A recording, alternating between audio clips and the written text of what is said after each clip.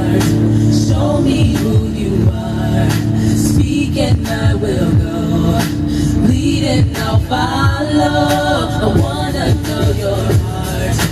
Show me who you are. Speak and I will go. Lead and I'll follow.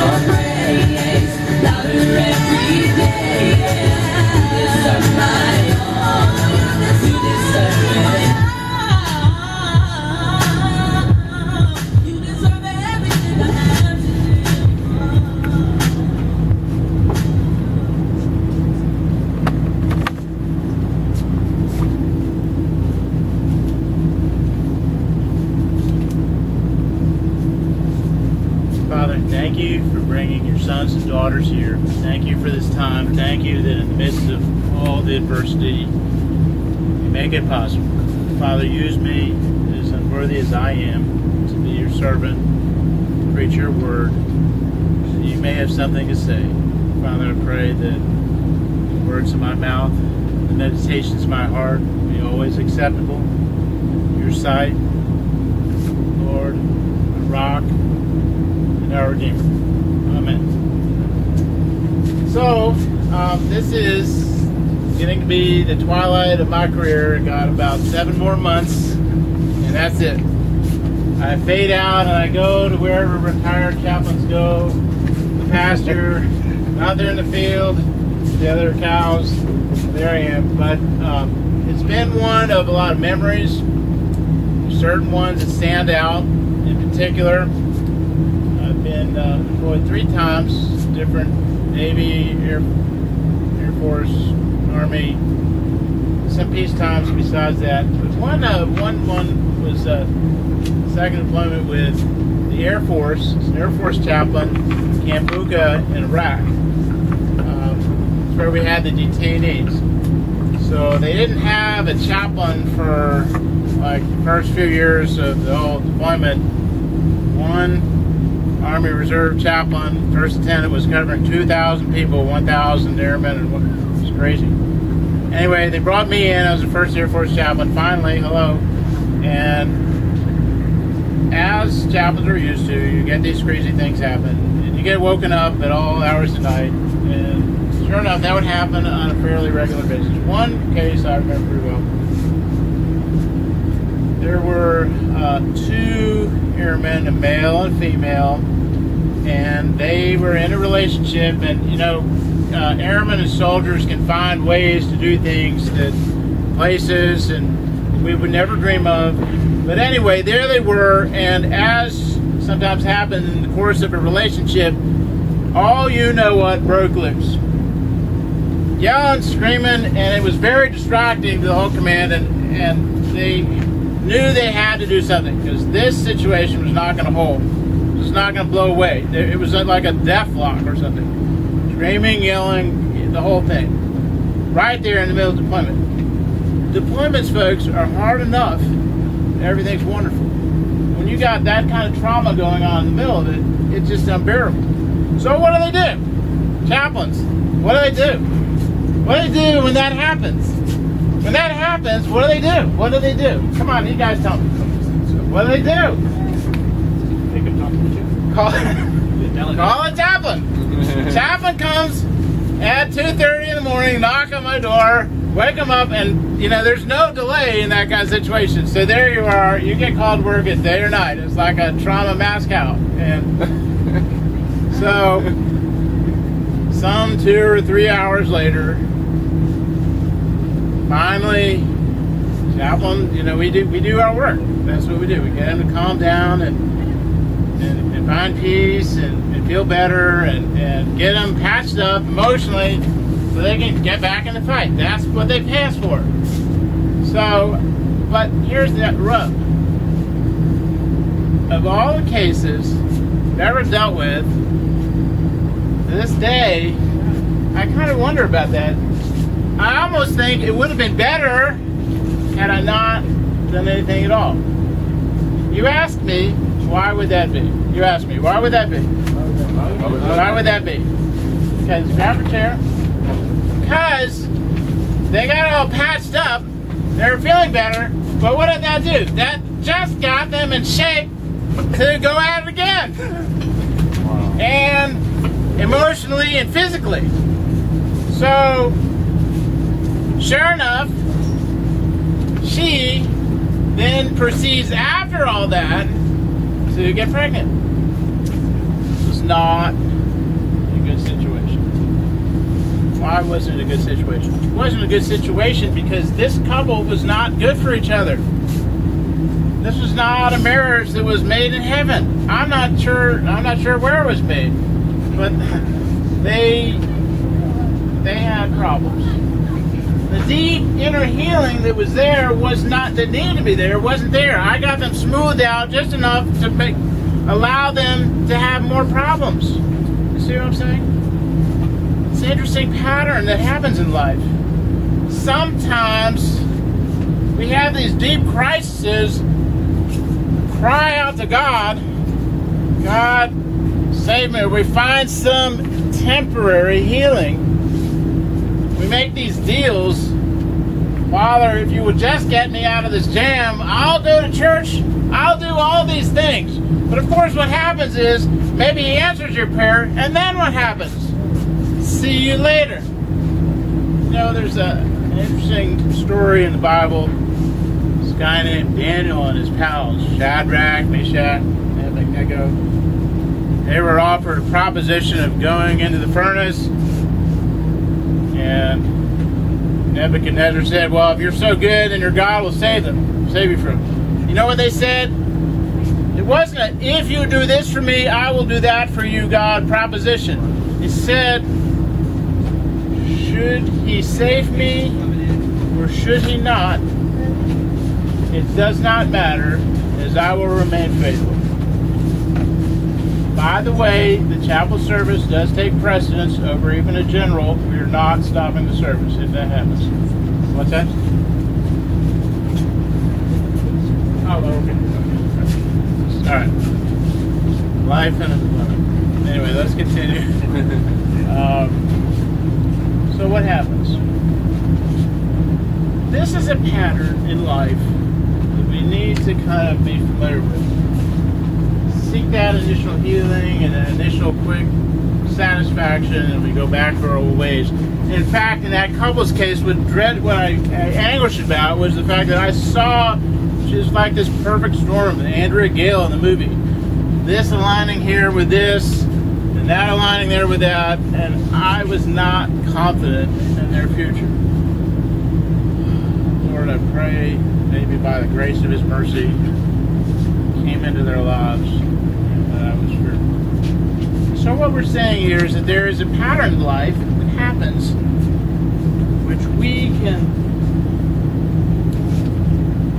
find our lives healed for a quick moment, but then the relapse is worse than when we started from. So that, interestingly enough, is a pattern that Jesus happens to know about. So there it is, the passage that we just read. You see this story about what does this mean, the strong man and the stronger man? A lot of us don't understand that.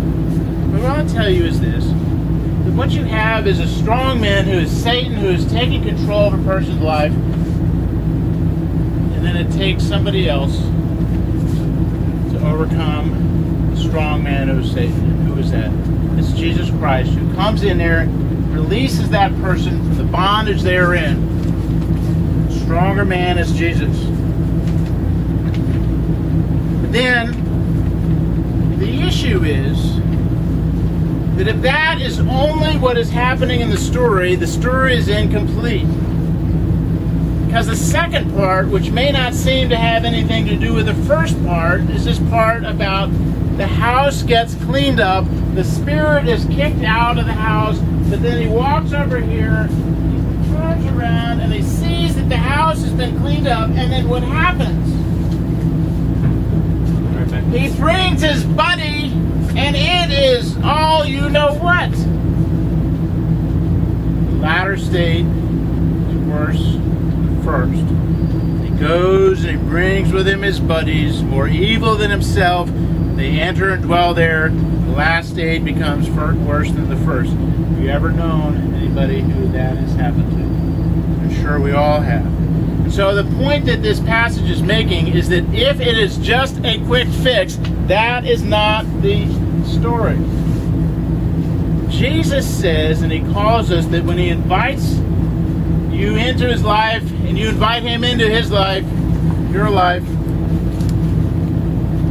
unless you're in it to stay, don't bother. Jesus says, stay with me. Abide in me as I abide in you. As the branch cannot bear fruit of itself unless it abides in the vine, so neither can you unless you abide in me. I am the vine, you are the branches. He who abides in me and I in him, he bears much fruit. Apart from me, you can do nothing. If anyone does not abide in me, he is thrown away as a branch and dries up, and they gather them and cast them into the fire, and they are burned. Stay with me. Okay, so you ask me, what then should I do? What should I do, chaplain? How? I keep relapsing. I keep falling back. I need to stay with the Lord, but my life gets cleaned up, and then I fall off a cliff. What is it that I need to do? Well, here's what I would like to tell you. First, develop a life of prayer. Develop a life where you make it a point, some point in the day, open the book, read some, get together with somebody else, pray, think about those people that you're praying for, pray for yourself, all of it. And be assured that God answers prayer. And I tell you, ask and it will be given to you. Seek and you will find. Knock and it will be. And there's several other passages that says if you ask for it, you'll receive it. In fact, you haven't gotten it because you haven't asked for it. And I'm going to tell you, prayer is powerful. We had, some of you all have heard me tell, my chaplain assistant on my second deployment had about a rolling list of 80 or so prayer lists. And among those, most particularly about 4 marriages. There's marriage, folks, we all know deployments are divorce factories. Bam, bam, bam. So, by the time you get home, 4, 5, 6 people are divorced. Telling you, there were 4 that were beyond salvageable. I don't know what, but Sergeant Brake and I, we prayed every day, in particular for those. We were there. That's one thing we did, at least 5 days a week, about 45 minutes to an hour. That was a priority in our routine. All I know, I don't know, but not a one finally divorced. Okay, so you go figure. You can believe or you cannot believe, but I'm telling you, prayer is part of it. That's all I'm saying. So the next thing is, where are you going for your help? Well, there's lots of places you can go. But I'm saying I offer the programs that the church offers. And to understand that the wisdom, get ready on that one, Ms. Suha. The best wisdom comes first from God. It does. Every insight that's out there, where did it come from? Us, the church, the Bible. fact, you know, the Strong Bonds Retreat that the chaplains have, there's two versions of it. There's the non-faith-based one, and then there's the faith-based one. It's all written by the same people. And here's what's so cool. All that active listening. So, what I hear you saying is you really feel this way. All of that is rooted in what? One verse. Just listen, folks. There it is. It's right there in James. This you know, my beloved brethren. Everyone must be quick to hear, slow to speak, slow to anger. Go ahead, flip it up. Suha, the translator, there she is. That's one. Then go to the next one. That's her on the right. You close it. Suha. That was so cool because Suha was learning and coming to this class, and all these paradigms, all these insights that we have in our faith were foreign to her. And we taught her the active listening, and she said, wow, now I understand. I was probably a part of my divorce because I used to say to my husband, shut up, I'm talking. And she got it. That doesn't work. We think that's so basic. But where does that wisdom come from? It comes only and first from above. Here's another thing. As we go on. The laws. Oh, those bad laws. The laws that we don't like. The laws. Understand. God gives us a more excellent way. All it is the fact that the Lord commanded all these statutes to fear the Lord our God. And he says this, for our good always. Go ahead, slap it onto the picture. That's daughter number one. Go to the next one. That's daughter number two. That's Becca and Hannah. You can shut it off now. It comes down to this, folks. I do not want my daughters to fall prey to somebody like me. And I tell them, wait. God's got some verses on that, but just wait. Why? Because it'll go better for you. You won't get super glued accidentally and blindly to some bozo that could make your life a big mess. That's what he's saying to us. And then what else should I do to abide with Jesus? I'll have to make some sacrifices. I may have to cut off some things out of my life, cut off the hand if that causes me to sin, not literally, but take things out of my life. I will have to do all that. Stay in the vine. Stay rooted in the fellowship of your church. Stay rooted with other Christians, the fellowship at home. Read your Bible, stay abiding. It's a choice to make. It's a choice to change your life. And at the end of the day, you will find that he will show you a more excellent way. What do you want? Stay with him.